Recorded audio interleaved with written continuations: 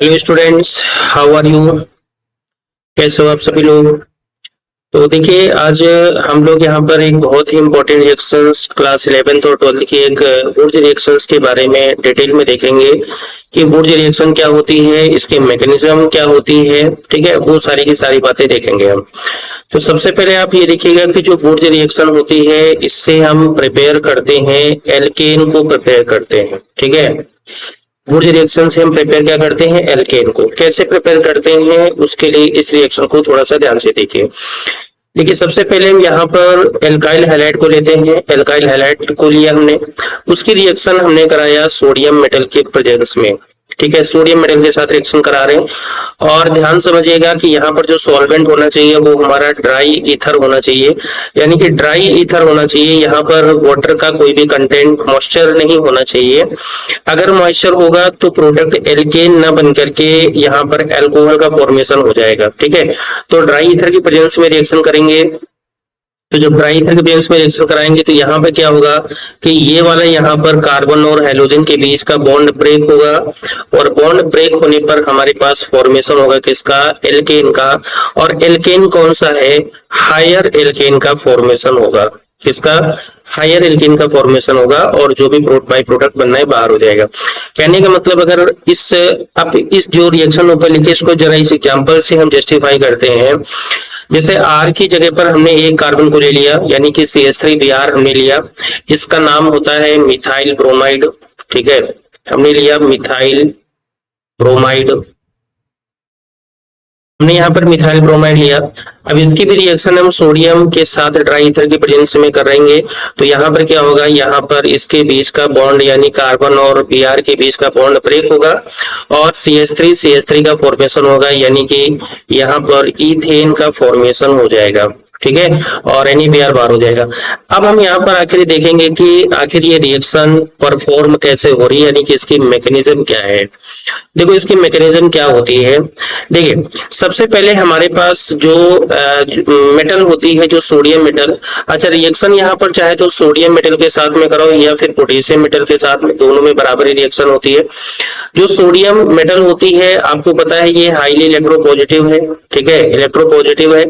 इसकी वजह से क्या होगा, ये बहुत आसानी से इलेक्ट्रॉन को यहाँ पे क्या करेगी, लूज कर सकती है, लूज करेगी। अब जब इलेक्ट्रॉन लूज होगा तो जो इलेक्ट्रॉन यहाँ पर आया, अब वो इलेक्ट्रॉन क्या होगा, देखिए जरा, यहाँ पर कार्बन है और यहाँ पर हेलोजन है। दोनों की इलेक्ट्रोनिगेटिविटी में काफी ज्यादा डिफरेंस है, और उस डिफरेंस की वजह से कार्बन पर पार्शियल पॉजिटिव और हेलोजन पर पार्शियल नेगेटिव चार्ज क्रिएट होगा, हो जाएगा। अब ये चार्ज जो है, अब देखो यहाँ से इधर का बॉन्ड, ये वाला बॉन्ड ब्रेक होगा यहाँ से। ठीक है, कार्बन और हाइड्रोजन के बीच का बॉन्ड ब्रेक होगा। और जब बॉन्ड ब्रेक होगा तो समझिएगा कि यहाँ पर बनेगा फ्री रेडिकल। क्या बनेगा, फ्री रेडिकल। अच्छा, फ्री रेडिकल बनता कैसे है, बन कैसे रहा है यहाँ पर समझिएगा। क्योंकि देखो, कार्बन का, इसको समझो, कार्बन का यहाँ पर एक इलेक्ट्रॉन था, एक इलेक्ट्रॉन हाइड्रोजन का था दोनों इलेक्ट्रॉन। अब क्या हुआ, हाइड्रोजन ज्यादा इलेक्ट्रॉन निगेटिव होने की वजह से हाइड्रोजन दोनों इलेक्ट्रॉन तो ले गया अपने साथ में। ठीक है, हाइड्रोजन इलेक्ट्रॉन ले गया। अब ये कार्बन जो बचा था, अब ये बैक साइड से जो इलेक्ट्रॉन आ रहा है वो किस पे आ रहा है, एल्किल ग्रुप पे आ रहा है। तो ये एक इलेक्ट्रॉन एक्स्ट्रा हो गया, तो ये आपका एक इलेक्ट्रॉन यहाँ पे शिफ्ट हो जाएगा और फ्री रेडिकल बना देगा। ठीक है, और आपको पता है कि जो फ्री रेडिकल होते हैं वो बहुत ज्यादा हाईली रिएक्टिव होते हैं। तो ऐसा तो है नहीं कि केवल एक ही फ्री रेडिकल बनेगा, ऐसे बहुत ज्यादा मिलियंस बिलियंस में फ्री रेडिकल बनेंगे। तो दो फ्री रेडिकल मिलकर के और एक आपका जो है एक हायर नंबर ऑफ कार्बन वाला एल्कीन का फॉर्मेशन बना लेंगे। क्योंकि देखो, दो एल्किल ग्रुप यहाँ पर मिल रहे हैं, दो एल्किल ग्रुप मिलकर एक नया एल्किल बना रहे हैं। इसका मतलब ये हमारा डाइमर का फॉर्मेशन, और डाइमर का फॉर्मेशन हो रहा है, और इस रिएक्शन को बोलेंगे डाइमराइजेशन रिएक्शन। डाइमराइजेशन का मतलब, देखो, डाई का मतलब होता है दो, मर का मतलब होता है यूनिट, यानी कि दो यूनिट कंबाइंड होकर के एक बड़ी यूनिट का फॉर्मेशन कर रही है। इसका मतलब इस रिएक्शन को बोलेंगे डाइमराइजेशन रिएक्शन बोलेंगे। ठीक है, ये इसकी रियल में मैकेनिज्म होती है। तो आपने यहाँ पर ये देखा कि जो हाइड्रोकेन से एल्केन का फॉर्मेशन होता है, खासकर वुड रिएक्शन के फॉर्म में, तो वहां पर आपने देखा कि फ्री रेडिकल का फॉर्मेशन होता है। किसका, फ्री रेडिकल का फॉर्मेशन होता है, और फ्री रेडिकल के थ्रू रिएक्शन होती है। आइए इस रिएक्शन को या इस क्वेश्चन को कुछ और एग्जांपल से यहाँ पे ध्यान से समझते हैं। देखो, जैसे ये हमारे पास एक क्वेश्चन लिखा हुआ है, जरा ध्यान से समझिएगा। ये हमारे पास है इथाइल क्लोराइड हमारे पास है, इसके रिएक्शन सोडियम मेटल के साथ करा रहे हैं ड्राई ईथर की प्रेजेंस में। तो होगा क्या, यहाँ पे ये कार्बन यहाँ पे भी है, यहाँ पे भी कार्बन, यहाँ पर हेलोजन है। तो कार्बन और हेलोजन के बीच का यहाँ से बॉन्ड ब्रेक होगा और इस कार्बन पर आएगा फ्री रेडिकल बनेगा। देखो कार्बन फ्री रेडिकल बन गया फ्री रेडिकल। अब क्या होगा, फ्री रेडिकल एक तो होगा नहीं, से बहुत सारे फ्री रेडिकल्स होंगे। तो एक ये वाला फ्री रेडिकल और एक दूसरा वाला फ्री रेडिकल, इनके बीच यहाँ पर बॉन्ड क्रिएट हो जाएगा, इनके बीच यहाँ पर बॉन्ड क्रिएट हो जाएगा और बॉन्ड क्रिएट होने पर एक बड़ा कंपाउंड बन जाएगा, यानी कि यहाँ पर बन जाएगा एन ब्यूटेन का फॉर्मेशन हो जाएगा। ठीक है, एन ब्यूटेन का फॉर्मेशन हो जाएगा और साथ में NaCl आपका बाहर हो जाएगा। क्लियर हो गया। देखो एक और एग्जांपल से इसको समझते हैं। जैसे मान लो कि यहाँ पर हमारे पास एक कंपाउंड है आइसोप्रोपिल क्लोराइड। ठीक है, इसको जरा थोड़ा सा हम यहाँ पर आपको एक्सप्लेन कर रहे हैं। ठीक है, देखिएगा आइसोप्रोपिल क्लोराइड है। अब क्योंकि देखो यहाँ पे कार्बन है, ठीक है, देखिए यहाँ पर क्या है, कार्बन है और यहाँ पर आपका हेलोजन है। तो सीधी सी बात है, कार्बन और हेलोजन के बीच का बॉन्ड ब्रेक होगा। जब बॉन्ड ब्रेक होगा तो इस कार्बन पर आएगा फ्री रेडिकल का फॉर्मेशन होगा। तो देखो यहाँ पर फ्री रेडिकल का फॉर्मेशन हो गया यहाँ पर। अब ऐसे हमारे पास बहुत सारे फ्री रेडिकल बने होंगे। ठीक है, आइसोप्रोपाइल वाले फ्री रेडिकल बने होंगे। तो दो फ्री रेडिकल मिल गए। अब इन दोनों के बीच में यहाँ पर धीरे धीरे यहाँ पर बॉन्ड क्रिएट हुआ और ये देखो यहाँ पर पूरा का पूरा एक नया बॉन्ड का फॉर्मेशन हो गया। ठीक है, तो आप देख पा रहे होंगे कि यहाँ पर एक बड़े कंपाउंड का फॉर्मेशन हो गया, यानी कि जितने भी कंपाउंड पहले थे, जितने भी कार्बन पहले थे, उससे जस्ट डबल टाइम्स वाला एल्केन का फॉर्मेशन हो रहा है। ठीक है, आइए इस चीज को थोड़ा सा और डिटेल में समझने का प्रयास करते हैं। देखो अभी तक आप देख पा रहे होंगे कि सब में एक ही एल्काइल ग्रुप था, उसके दो मॉलिक्यूल साथ में लग रहे थे, टू मॉलिक्यूल लग रहे थे। क्या हो कि अगर हमारे पास डिफरेंट एल्काइल ग्रुप अटैच हो जाए, ठीक है, डिफरेंट आपके हेलोल्केन हो जाए, तब उस केस में वुड्स रिएक्शन से कैसे रिएक्शन परफॉर्म होती है। देखो यहाँ पर एक कंपाउंड लिखा है क्लोरोइथेन। ठीक है, एक क्लोरोइथेन है, ठीक है, और एक मिथाइल क्लोराइड है। दो डिफरेंट हेलोल्केन है, दो डिफरेंट हेलोल्केन लिया। देखो पहले केस में क्या होगा, ये वाला कार्बन यहाँ पे भी है, यहाँ पे भी कार्बन, इधर क्लोरीन है, इसके बीच का बॉन्ड यहाँ से ब्रेक होगा।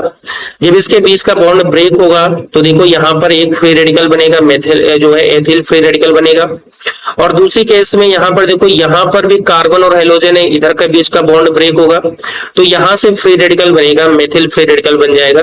तो हम दोनों को नाम दे देते हैं, मान लेते हैं कि ये हमारा ए है फ्री रेडिकल, इथाइल वालों को ए मान लेते हैं और मिथाइल वालों को बी मान लेते हैं। पॉसिबिलिटीज हमारे पास कौन कौन सी है। पहली तो पॉसिबिलिटी ये है कि ए बी के साथ रिएक्शन, ए बी के साथ जो है कंबाइन हो जाए और एक आपका एल्केन बन जाए। ऐसा तो है नहीं कि ए केवल एक ही मॉलिक्यूल है, एक ही मोल है, ए के हमारे पास मिलियंस ऑफ मोल्स होंगे। तो ये भी पॉसिबिलिटी है कि दो ए मॉलिक्यूल कंबाइन हो जाए और ये भी पॉसिबिलिटी है कि हमारे दो बी के मोल्स भी कंबाइन हो जाए। तो जब हमारे पास ए और बी कंबाइन होते हैं तो देखो कितना 1 2 और एक 3 कंपाउंड वाला, यानी कि 3 कार्बन वाला हमारे पास एल्केन बनेगा और उसका नाम होगा प्रोपेन। जब हमारे पास ए बी यानी ए और बी कंबाइंड होगा। जब हमारे पास दो ए कंबाइंड होंगे तो देखो ए के पास हमारे पास 2 कार्बन है तो 4 कार्बन वाला एल्केन प्राप्त होगा, जिसे हमें बोलेंगे ब्यूटेन बोलेंगे। क्लियर हो गया ना। और अगर हमारे पास तो जो है बी वाले ग्रुप अगर कंबाइंड होते हैं तो बी वाले ग्रुप कंबाइंड होने पर हमें इथेन का फॉर्मेशन आपको मिलेगा। तो कहने का मतलब ये होगा कि जब हम डिफरेंट एल्काइल ग्रुप की रिएक्शन वुड्स के फॉर्म में कराते हैं तो बहुत ज्यादा क्वांटिटी में बहुत ज्यादा डिफरेंट टाइप के हमें एल्केन्स ऑब्टेन्ड होते हैं। ठीक है, यानी कि किसी भी एक पर्टिकुलर एल्केन की फॉर्मेशन है वो बहुत ज्यादा गुड यील्ड में नहीं होगी, यानी कि एल्केन्स का मिक्सचर जो है यहाँ पर आपको मिलेगा। ठीक है, कोई पर्टिकुलर एल्केन नहीं मिलेगा, बहुत सारे एल्केन का यहाँ पर आपको मिक्सचर मिलेगा। समझ में आ रही बात। तो चलिए यहाँ पर कुछ चीजें हैं। अब देखो एक क्वेश्चन आपके सामने और है, how can you prepare following alkanes using Wurtz reaction, यानी वुड्स रिएक्शन से आप ये एल्केन कैसे बनाओगे। ठीक है, हालांकि ये क्वेश्चन हम पहले पढ़ चुके हैं, यानी कि पहले हमने जिस ऑर्डर में पढ़े, अब रिवर्स ऑर्डर आपको बताना है कि जो अगर हमें ये एल्केन बनाना है तो हमें कौन सा एल्किल हैलाइड चाहिए, अगर हमें ये एल्केन बनाना है तो कौन सा एल्किल हैलाइड चाहिए, और अगर हमें ये एल्केन बनाना है तो कौन सा एल्किल हैलाइड चाहिए। तो इसमें पहले एग्जाम्पल नंबर 1 समझते हैं। देखिए यहाँ पर सबसे पहले ये जो बना हुआ है एन ब्यूटेन बना हुआ है। आप जरा थोड़ा सा मतलब जो भी हमने पढ़ा था ना, देखो पीछे जो भी हमने पढ़ा है, जैसे ये वाला एग्जांपल देखो हमने पढ़ा था, जो भी हमने पढ़ा है उसका जरा रिवर्स सोचने का ट्राई करो, उसको रिवर्स जरा ट्राई करते हैं। जैसे मान लो कि अगर हमें एन ब्यूटेन चाहिए, तो इसका मतलब हमें यहाँ पर एथिल के फ्री रेडिकल बनाने होंगे, और एथिल के फ्री रेडिकल से एथिल क्लोराइड या ब्रोमाइड का फॉर्मेशन हुआ होगा, पहले रहा होगा ना, तभी तो ये बनेगा ना। तो अब वही कहानी जो है, जो भी हमारी रिवर्स है, मतलब हमें अगर ब्यूटेन चाहिए, एन ब्यूटेन चाहिए, तो एक काम करना पड़ेगा ना, मतलब इसको यहाँ से देखो इवन नंबर में है 1 2 3 4, तो इसको 20 से यहाँ पर ब्रेक कर देते हैं, 20 से ब्रेक कर दिया। जब 20 से ब्रेक करेंगे तो एक यहाँ पे फ्री रेडिकल आ जाएगा, और एक यहाँ पे फ्री रेडिकल, मतलब हमें मिल जाएगा यहाँ पर इथाइल का फ्री रेडिकल हमें फॉर्मेशन हो जाएगा। ठीक है, तो कहने का मतलब ये होगा कि ब्यूटेन के फॉर्मेशन के पहले हमें इथाइल का फ्री रेडिकल मिला होगा। ठीक है, और उसकी रिएक्शन हमने कराई, वो आया कहां से होगा, वो आया होगा सोडियम मेटल की प्रेजेंस में, ड्राई ईथर की प्रेजेंस में रिएक्शन करा के आया होगा, और यहाँ पर जहाँ रेडिकल लगा है, इसका मतलब वहां लगा होगा क्लोरीन लगा होगा, इसका मतलब यहाँ पर पहले क्या रहा होगा, पहले यहाँ पर इथाइल क्लोराइड रहा होगा। क्या रहा होगा, इथाइल क्लोराइड यहाँ पर पहले रहा होगा, तभी तो आपको एन-ब्यूटेन मिलेगा ना। यानी कि जो भी प्रोसीजर पहले हम पढ़ रहे थे, उसका जस्ट रिवर्स प्रोसीजर यहाँ पर आपका अप्लाई हो रहा है। अब देखो सेम क्वेश्चन यहाँ पे भी कर रहे हैं, यानी कि ये आपको मतलब ये कंपाउंड दिया है आपका। अब इस कंपाउंड में देखो जितने भी कार्बन है उसको 20 से ब्रेक कर दो, यानी कि कहने का मतलब देखो ये वाला, इधर क्या हो गया, ठीक है, एक मिनट, ठीक है, देखो ये वाला कार्बन है यहाँ पर, ये वाला कार्बन हमारा 20 से ब्रेक, यानी कि कहने का मतलब यहाँ पर एक कोई फ्री रेडिकल रहा होगा, यहाँ पर एक फ्री रेडिकल रहा होगा, दोनों के बीच में बॉन्ड का फॉर्मेशन हुआ होगा, कुछ ऐसा ही तो हुआ होगा ना। तो एक काम करते हैं, इसका हम फ्री रेडिकल बना लेते हैं, तो क्या ऐसा ही जो है फ्री रेडिकल बन जाएगा, ऐसा बन जाएगा, और इसका मतलब फ्री रेडिकल की जगह हम क्या लगा देंगे, क्लोरीन लगा देंगे। तो कहने का मतलब ये होगा कि ये आइसोप्रोपाइल क्लोराइड रहा होगा, उस क्लोराइड से इस जो है एल्केन का फॉर्मेशन हुआ होगा, और इसका पैटर्न कुछ ऐसा रहा होगा। समझ में आ रही बात ना, ठीक है। अब इस क्वेश्चन को थोड़ा सा देख लेते हैं, थोड़ा सा इंपॉर्टेंट है, ध्यान से समझ लेते हैं। देखो अगर हमारे पास यहाँ पर देखो, अगर आपके पास 5 कार्बन है, जिसका मतलब ये आपका एन पेंटेन है, क्या है, पेंटेन है, 1 2 3 4 5 कार्बन एन पेंटेन है। अभी तक आपने जितने भी कार्बन पढ़े हैं या जितने भी आप कंपाउंड पढ़े, वो सभी इवन नंबर वाले हैं, ठीक है, या तो 2 है, 4 है, 6 है, वैसे पढ़े। अब यहाँ पर 5 है, तो इसका मतलब क्या होगा, इसमें कंडीशन क्या रही होगी, पॉसिबिलिटी ये भी है कि यहाँ से ये ब्रेक हुआ होगा, ऐसी पॉसिबिलिटी है ना। तो अगर इसको यहां से ब्रेक कर दो, चाहे तो यहां से ब्रेक कर दो, बात एक ही बनेगी। तो यहां से ब्रेक करते हैं, तो इसका मतलब एक यहाँ पर फ्री रेडिकल बनेगा, और एक यहाँ पर आपका फ्री रेडिकल बनेगा, बन जाएगा ना। तो ये वाला फ्री रेडिकल आपका इथाइल फ्री रेडिकल होगा, देखो ये वाला फ्री रेडिकल आपका बना, और ये वाला आपका प्रोपाइल वाला फ्री रेडिकल, यहाँ पर देखो ये वाला फ्री रेडिकल बन गया होगा, मतलब 2 डिफरेंट फ्री रेडिकल बने होंगे ना। यानी कि इसको अगर हम ए मान लेते हैं, इसको बी मान लेते हैं, तो 2 डिफरेंट फ्री रेडिकल यहाँ पर बने होंगे, और अगर डिफरेंट फ्री रेडिकल हैं, तो इसका मतलब डिफरेंट आपके एल्केन का फॉर्मेशन हो सकता है। इसका मतलब यहाँ पर आपका ये जो कौन सा एल्केन है, ये आपका इथाइल क्लोराइड है, इथाइल क्लोराइड मिला होगा, और यहाँ पर क्या होगा, एन प्रोपिल क्लोराइड भी मिला होगा, एन प्रोपिल क्लोराइड भी मिला होगा यहाँ पर, ठीक है, 1 2 3, ठीक है, एन प्रोपिल क्लोराइड का फॉर्मेशन हुआ होगा, ऐसा कुछ हुआ होगा, ठीक है ना। तो कहने का मतलब ये आपके मतलब ये हेलोल्केन पहले पॉसिबल है रहे होंगे, लेकिन जब ये 2 कंपाउंड, यानी कि ये जो आपका एल्किल हैलाइड है और ये एल्किल हैलाइड है, तो ये रिएक्शन करके हमेशा इन पेंटेन ही नहीं बनाएंगे, और भी बहुत सारी चीजें बनाएंगे। क्या बनाएंगे देखो जरा, ठीक है, थोड़ा सा देख लेते हैं। तो अगर पहले यहाँ पे देखें, तो इसका मतलब यहाँ से इसका बॉन्ड ब्रेक होगा, तो ये फ्री रेडिकल बनेगा, यहाँ से इसका बॉन्ड होगा, तो ये फ्री रेडिकल बनेगा। तो देखो इसको मान लेते हैं ए, और इसको मान लेते हैं बी, ए भी इसको मान लिया। अब जब ए भी हमने मान लिया, तो इसकी पॉसिबिलिटी बहुत ज्यादा होगी। क्या क्या पॉसिबिलिटी होगी, पॉसिबिलिटी ये होगी कि 2 ए मॉलिक्यूल, आप 2 ए मोल आपने रिएक्ट किए होंगे।